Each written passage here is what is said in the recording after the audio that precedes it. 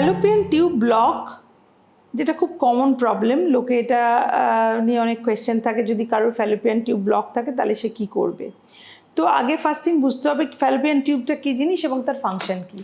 এই মডেলটা যদি আমি দেখি, এই মডেলে আমি দেখতে পাচ্ছি যে ইউটেরাসের সাথে দুটো টিউবের মতো স্ট্রাকচার রয়েছে, একে বলা হয় ফ্যালোপিয়ান টিউব। কাজটা কি, ওভারি যখন এগ নিঃসরণ করছে সেই এগটা ফ্যালোপিয়ান টিউবের কাজ হচ্ছে কালেক্ট করা। তার একটা হাতের মতো অংশ রয়েছে যা দিয়ে সে কালেক্ট করে। তো এই ফ্যালোপিয়ান টিউবের মধ্যে এগটা এরম জায়গায় বসে রইল। তারপরে যদি স্পার্ম ইন্টারকোর্সের পর স্পার্ম ট্রাভেল করে ফ্যালোপিয়ান টিউব দিয়ে এগ অবধি পৌঁছালো এবং তাকে নিষিক্ত করলো, তাহলে ভ্রূণ তৈরি হলো। এবার সেই ভ্রূণ বা জাইগোট ফ্যালোপিয়ান টিউব দিয়ে আবার ফিরে এলো ইউটেরাসের মধ্যে, বসে গেল, প্রেগনেন্সি হলো। তো এইভাবে নর্মালি প্রেগনেন্সি হয়। এবার যদি কারোর ব্লক থাকে তাহলে কি হবে? তো ফ্যালোপিয়ান টিউব যেহেতু এটা প্রেগনেন্সি তৈরি করার জন্য এর একটা কি ফাংশনস আছে, তো সেই জন্য এর যদি ব্লক থাকে তাহলে প্রেগনেন্সি অফকোর্স হচ্ছে না। এবার হচ্ছে একটা টিউব ব্লক না দুটো টিউব ব্লক, কোথায় ব্লক? এবার বলছি যদি কারোর দুটো টিউব ব্লক থাকে প্রেগনেন্সি আসার রাস্তাই বন্ধ হয়ে গেল। একটা টিউব ব্লক থাকলে আর একটা টিউব দিয়ে নিশ্চয়ই হতে পারে। কোথায় ব্লক?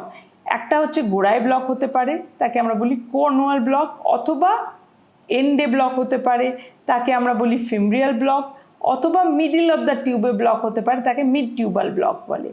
এবার কোনটার কি এবং কি ট্রিটমেন্ট? যদি কারোর গোড়ায় ব্লক থাকে, দুদিকেই যদি গোড়ায় ব্লক থাকে, তখন আমরা ফার্স্ট দেখি যে এটা আমরা কীভাবে ডায়াগনোসিস করেছি। যদি দেখা যায় কারোর এইচএসজি বা হিস্টেরোস্যালপিঙ্গোগ্রাফির এক্সরে প্লেট দেখে আমরা ডিটেক্ট করেছি, তখন বলা হয় দেখো এটা ব্লক নাও থাকতে পারে, স্প্যাজমের জন্যও হতে পারে, এইটা আমরা কনফার্ম করব একটা ল্যাপারোস্কোপি আর ডাই টেস্ট করে। এবার যদি ল্যাপারোস্কোপি ডাই টেস্টে দেখা যায় যেহেতু পেশেন্টকে অজ্ঞান করে করা হয় এই অপারেশন, তখন এই স্প্যাজমটা চলে যায়, অনেকের ক্ষেত্রে নর্মাল পাওয়া যায়, তাহলে তার কোনো ইমপ্লিকেশনস নেই।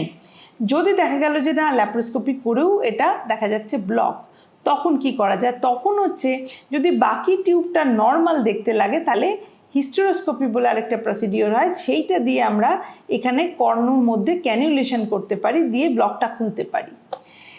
এবার কারণ কি ব্লক সেটা অবশ্য ডিপেন্ড করবে। যদি ব্লকের কারণ ইনফেকশন হয় তো সেই ব্লক খুলে দিলে খুব বেশি লাভ হয় না। কিন্তু যদি ব্লকটা মিডল অফ দ্য টিউবে হয় বা এন্ড অফ দ্য টিউবে হয়, সেই ক্ষেত্রে সেই ব্লক খুললে প্রেগনেন্সি আসে না, সেই ব্লক না খোলা ভালো। এবং এইভাবে ড্যামেজ ইউজুয়ালি যে কোনো ইনফেকশনের থেকে হয়, তার মধ্যে pelvic infection, any sexually transmitted disease হতে পারে, অথবা আমাদের দেশের জন্য স্পেশালি টিউবারকুলোসিস বা পেলভিক টিউবারকুলোসিস একটা সাইলেন্ট কিলার। তো এইটা হচ্ছে ওভারিতে ওভারিতেও ড্যামেজ করে, টিউবেও ড্যামেজ করে। কারো কারো ক্ষেত্রে টিউবের মিডল থেকে ব্লক পাই, মিড টিউবাল ব্লক দেখলেই আমরা যেমন টিবি সাসপেক্ট করি। আর ফিমব্রিয়াতে ব্লক করে টিউবটাকে ফুলিয়ে দিতে পারে, তাকে বলে হাইড্রোস্যালপিংস। তখনও আবার সেই এগেন প্রেগনেন্সি আসছে না, অ্যাসিমটোম্যাটিক, কারো কোনো সিমটম নেই, আমরা আলট্রাসাউন্ডে ডায়াগনোসিস করলাম কি কারোর এইচএসজিতে ডায়াগনোসিস হলো। এই ক্ষেত্রে আমরা যদি ল্যাপারোস্কোপি করি, এটা যদি আমরা খুলে দিই তাহলে পেশেন্টের উপকার হয় না। তো এই টিউবটা পার্মানেন্ট ড্যামেজ। টিউবের মধ্যে অনেক ফাংশনস আছে, টিউবের মধ্যে কিছু সেল আছে, তাদের সিলিয়া থাকে, তারা এই যে transport of sperm and transport of zygote বা ভ্রূণ এইটা করে। এখন যদি টিউব ড্যামেজ হয় এরম জায়গায় বা এরম জায়গায় এবং টিউব ফুলে যায়, তাদের ক্ষেত্রে কী হচ্ছে, এই সেলগুলো মরে যাচ্ছে। তো তখন আমি যদি টিউবের ব্লকটা শুধু মেকানিক্যালি খুলে দিই, ওই সেলগুলোকে আমি তো ঠিক করতে পারবো না। তো তাতে কি হবে, যে লাভ হলো না, ক্ষতি হতে পারে, যে একটোপিক প্রেগনেন্সি বা টিউবাল প্রেগনেন্সি হয়ে গেল। কিন্তু এই যদি ব্লক কারোর থাকে যে মিড টিউবাল বা এন্ডে ব্লক, তার ক্ষেত্রে সেই টিউবটা নন ফাংশনাল ধরে নিতে হবে। তখন ট্রিটমেন্ট হচ্ছে এই টিউবটা গোড়া থেকে কেটে ফেলা, তারপরে তার আইভিএফে আসা। আইভিএফে এদের জন্য সাকসেস রেট ইউজুয়ালি ভালো থাকে, কারণ অনলি টিউবটা ব্লক, ওভারি ঠিক আছে আর স্পার্ম ঠিক আছে। কিন্তু কারো কারো ক্ষেত্রে টিবিতে স্পেশালি দেখা যায় যে ওভারিতেও উফোরাইটিস হয়ে এগের নাম্বার কমিয়ে দেয়, কোয়ালিটি খারাপ করে দেয়। সেই জন্য সেটা আগে ডায়াগনোসিস করবে, সেটা আপনার ডক্টর করবে, আপনাকে এ নিয়ে ভাবতে হবে না। আরও কিছু সিমটমস আছে যেগুলোতে দেখে মনে হয় সাসপেক্টেড টিউবারকুলোসিস হতে পারে, সেই ক্ষেত্রে সেগুলো আমরা এক্সক্লুড করার চেষ্টা করি, ট্রিটমেন্ট করার চেষ্টা করি, তারপরে আইভিএফে যেতে বলি।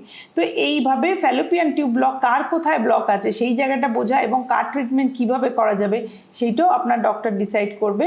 বাট কেউ আমরা ইচ্ছা করে আপনার টিউবটা যেমন কেটে দিতে চাই না, আবার সবকটা টিউবের ব্লক কিন্তু খোলা যায় না।